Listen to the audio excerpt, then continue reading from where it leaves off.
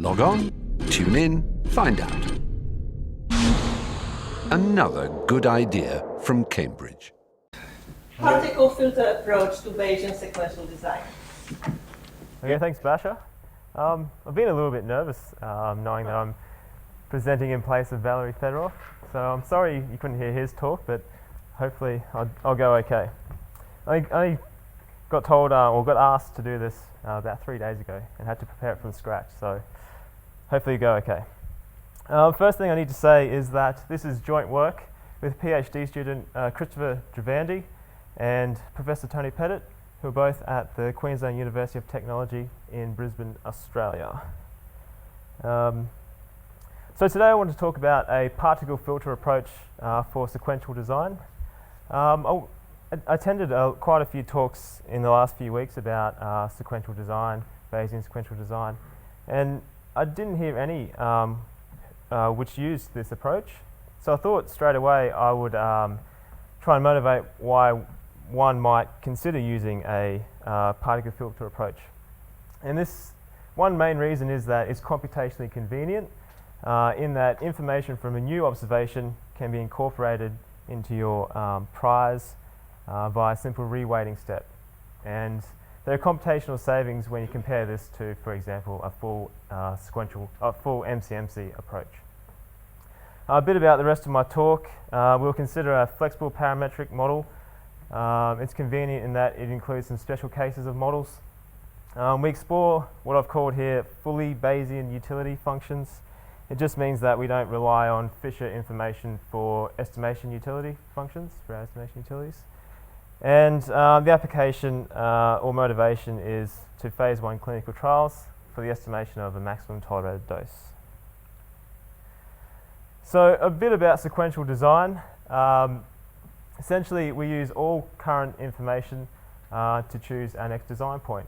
So in a phase 1 clinical trial, this would be to choose the next dose, for example. And our decision for this next design is based upon a utility function or some criterion. And sequential design is a useful approach for designing for nonlinear models, particularly in the presence of parameter and model uncertainty. And this type of uncertainty can be incorporated within a Bayesian framework. And I will talk about this in a sequential Monte Carlo framework. So this is another name for the particle filter approach. And it lends itself naturally to these sequential designs, just how the data comes in. And this methodology that will be discussed can be applied to general discrete data settings.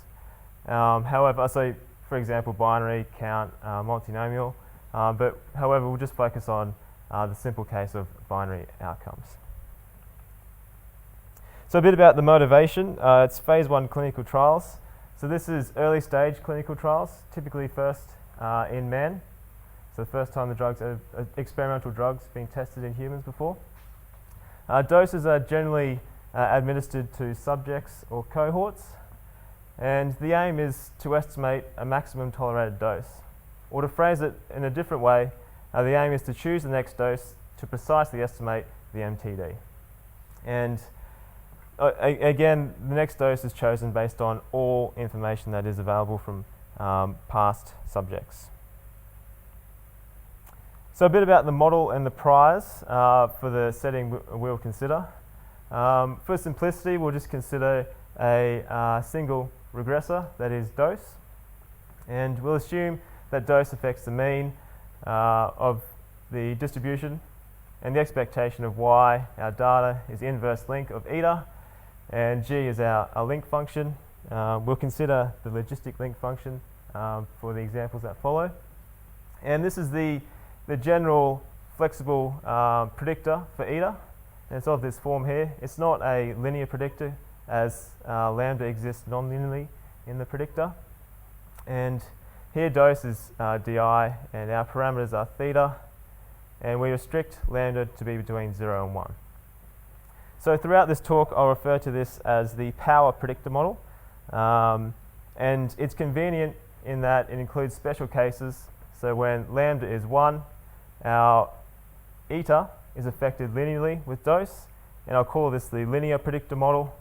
And as lambda goes to infinity, then eta is affected linearly with log dose. So I'll call this the log predictor model. And in this reference here, they note that either the log predictor model or the linear predictor model are plausible. So this provides some more motivation to use this type of power predictor model. So our target dose, our definition then is, well, our target dose will be denoted as D star, and it's the dose that produces a probability equal to P star of experiencing an adverse event, and we'll call this the MTD. So then, if we're interested in this MTD, given our three models that we just discussed on the previous slide, we can rearrange them given the true values of the parameters to get our D stars. And one thing you'll notice in all three equations is that it relies on a ratio of theta naught to theta 1. And you'll see on the next slide that when we put priors, we'll put normal priors on the thetas, and then we'll have a ratio of two normal variables, random variables. And we know that this distribution is quite difficult to deal with, can become quite skewed and long-tailed. And we'll consider this when we're developing utility functions. So the priors, they're essentially uninformative. So for the log and linear predictor models, place independent uninformative normal priors, mean zeros and large variance. And this reflects our lack of knowledge about the parameters a priori. For the power predictor model, we've placed slightly more restrictive priors. So we put a uniform on the lambda, but we'll also put this indicator function in, which says that this part of D star must be positive. And this is just to avoid imaginary components which come from powering up a negative number. So this function here is just the indicator function. When you do this, place restrictions on your priors and your moles, etc. It's always worth looking at what your actual priors are after you do this. So this is what these three plots show here. The solid line is the unrestricted case. So you can see both theta 1 and theta naught are normal, and you have this flat prior on lambda. But once we put this indicator function in, this restricted case, then we get something that's quite different. And for example here, lambda, our prior actually favours lambda equaling 0 over lambda equaling 1. So that was the models the model and priors. So I want to talk now about the steps in sequential design for our case. And as far as I could tell, there are essentially two steps. One being how to update current information. We'll do this via sequential Monte Carlo, and there are essentially three steps in sequential Monte Carlo, and I'll talk about those next. The second step in sequential design is the dose selection. So choosing what dose out of those available. And there are a variety of utility functions that are available for this. I'll discuss a few, and I'll also talk about how to evaluate these utility functions within a sequential Monte Carlo framework. So the first step, I guess, in sequential Monte Carlo is the reweight step. And this is essentially importance sampling. So it's worthwhile reminding ourselves what importance sampling is. So we have some target distribution, say P of theta, that's difficult to sample from directly, but you can calculate its density quite easily, and it's actually known up to a normalizing constant. We'll assume that there's another distribution H of theta, which we'll call the importance distribution, which is straightforward to sample from. So then you'd draw n samples of theta from H, and then reweight these samples to reflect P of theta. So these are the reweighting formulas here, essentially just this one, P of theta on H of theta, and this here is just normalizing the weights. This is useful because we can use this weighted sample to approximate, for example, expectations. So a function of g of theta the expectation of geotheta, where theta is distributed under P, and we can approximate it in this way. And we can measure the efficiency of our weighted sample via the effective sample size. And you can approximate the effective sample size by this equation here. And effective sample size basically tells you how many independent draws you have from your distribution. So it can go from the total number n down to 1. So within sequential Monte Carlo then, we actually have a sequence of target distributions, which I've denoted here as pi of t. So t goes from 1 to the number of subjects. And you can see here that this is the posterior distribution of our parameters. And the sequence is this posterior as we get more data points coming in. And this is equal to our likelihood multiplied by our prior and divided by a normalizing constant z of t. And typically for estimation you can ignore this normalizing constant. So the way it works is initially you would draw lots of thetas from your prior, and then once this first data point comes in, you'd reweight this sample to reflect pi 1 through our reweight step. The second step is the resample step. So if we continually reweight our initial draw from the prior, our weights will become quite variable and skewed. So, and what happens is our effective sample size will become quite small. So to avoid this or prevent this from happening, we use a resampling step. And this has the effect of duplicating promising particles and getting rid of those with small weight, relatively small weight. And there are a number of ways to do the resampling. I know of 3: multinomial, residual, and systematic. Unfortunately, resampling inflates the variance of your estimator compared to the original weighted sample. This is discussed in some of these references here, and I think systematic resampling suffers from this least. So the last step, after the resample step is performed, you'll have duplicates of particles, and you might have quite a few duplicates. So ideally we'd prefer to have a diverse set of particles. So this diversification can be achieved through a mutation step. And basically particles are propagated via a kernel, and in our case we use an MC-MC kernel. So this is just essentially a Metropolis-Hastings step. You might say, well, why not use a full MC-MC approach from the start? But the point is we only do the resampling and the mutation step once our effective sample size becomes quite small, or small. So there are computational savings. So we'll move on to talking about the utility functions, and firstly how we evaluate just a general utility. We actually use importance sampling in this dose selection phase as well. So what we need to achieve is a weighted sample of our parameter set based on all current data, based on a proposed D in some dose from all doses available, and a possible value of the response Z. So in our case, Z can either be a 0 or a 1. So we need to attain this weighted sample for every combination of little d and little z. So when we do this, we'll just denote the utility of d and z by udz here. So then we need to calculate the expectation of our utility over the distribution of our response. And to do this, we need to look at the distribution of z. So it's the posterior predictive distribution of z to find our expectation of our utility given the d. And this posterior predictive distribution is f here, f of z here, and it's just equal to this. And then to find the expectation of u, we sum over these observations and I guess the probability of attaining a 0 or 1. The nice thing about this sequential Monte Carlo approach is that we can approximate this f of z here just by summing up the importance weights after taking into account d and z. So this is quite easy to approximate.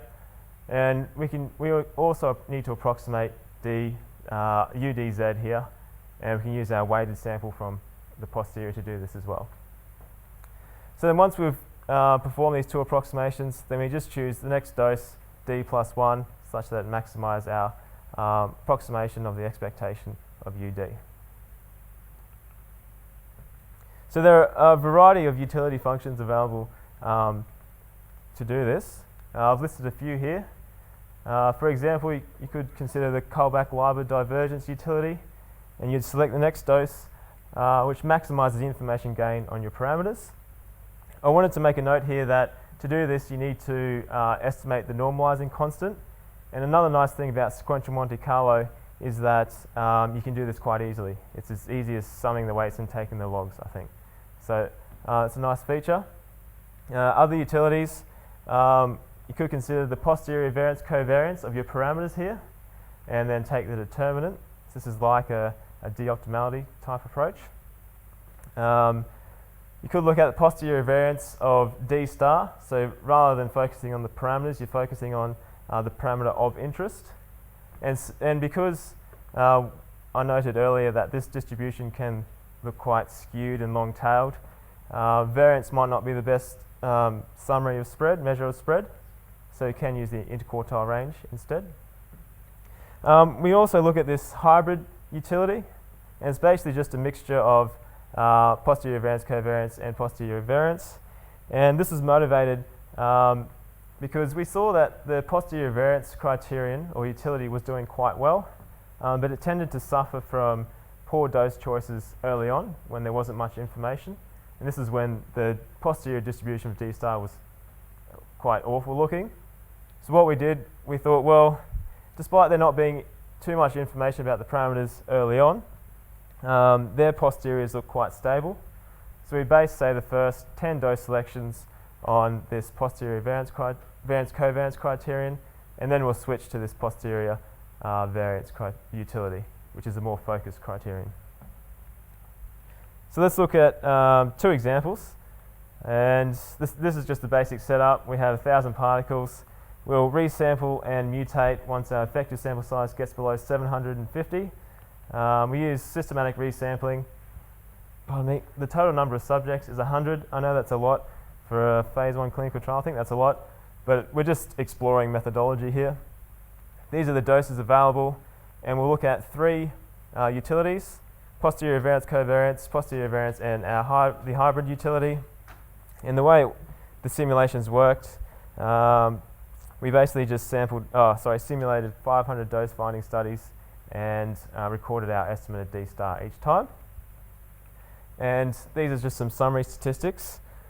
So we first suppose that the linear predictor model is true. So our lambda is 1 here, and this is the parameter configuration for theta. And we suppose that we were interested in a dose, in estimating a dose that gave a probability of an adverse event equal to 0.2, such that D star would then, given this parameter configuration, equal 0.77. So these are results. I know this model here is technically wrong, but you'll notice that it doesn't do too badly. The uncertainty in the parameters we initially assumed can account for some sort of model misspecification. If we compare utilities, then you can see that the posterior variance and the hybrid utility functions seem to be doing the best when compared to this posterior variance covariance. But they're all quite good in terms of the mean and median. Move on to another example, and this is where we assumed the log predictor model is true, so our lambda then is 0 under this parameter configuration, and we assumed a low incidence of 0.02 for our adverse events relating to this D star. Unlike in the other case, when we have the wrong model, it does quite poorly in estimating the mean or estimating the D star. So we go on to the log and the power predictor models. Not too bad for the posterior variance covariance. With the means and medians, we're doing quite well, but you can see here that this posterior variance utility suffered a little bit, and we think that this is because of the poor choice of dose early on. and it seems to have been corrected when we use the hybrid. So just some final comments in the last couple of minutes I have. We basically just presented sequential Monte Carlo methodology for sequential design in a discrete data setting. Considered a flexible parametric model which seems to be robust against model uncertainty. We explored some fully Bayesian utility functions. There are obviously other issues. We didn't consider safety at all. We didn't consider stopping rules at all. There are approaches available in the literature for this and can be incorporated. And some future work is how to handle model uncertainty in a more rigorous manner. Anthony Atkinson talked about this a couple of weeks ago and highlighted that it was a bit of an issue. Could look at using some discrimination criteria, but it's computationally intensive. So maybe posterior model probabilities, but there are issues with that as well. So I put up some references and thank you.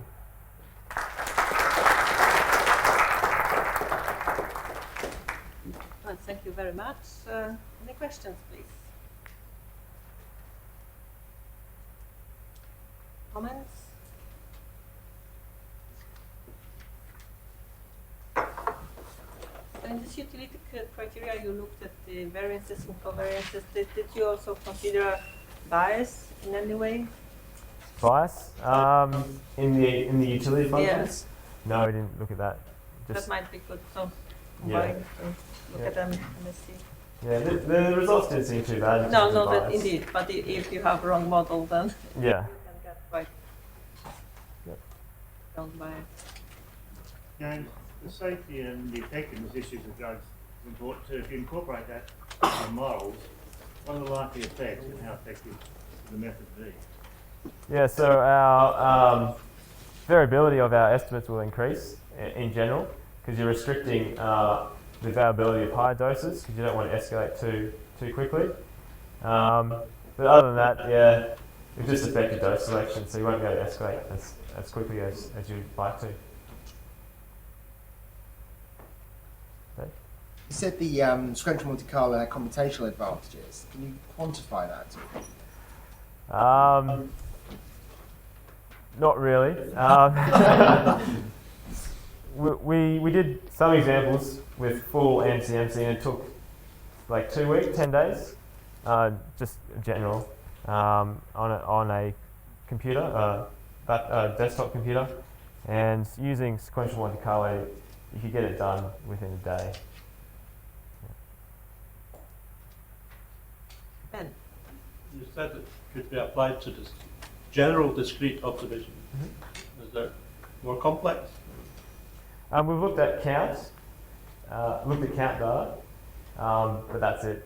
We haven't taken it any further. But it's just, it just affects your Zs, and yeah. What about continuous responses? Is that not possible? Yeah, I think someone's already done that. The Gramsci reference up here, they do continuous type approach. Yep. So just to follow up on that, Yes, please. if you go from Z being binary to being discrete or continuous, aren't you going to have a big problem in evaluating that summation? Yeah. Because at the moment you've only got to add up across two different things, whereas suddenly you've got going to have. Yeah, but you still have in the count situation, you still have, I know there's from 0 to infinity, but you can look at the mean response and then say, well, let's take plus or minus 3 means, I guess, for the Poisson case. Yeah. Any other comments or questions, please? Now let's thank James again.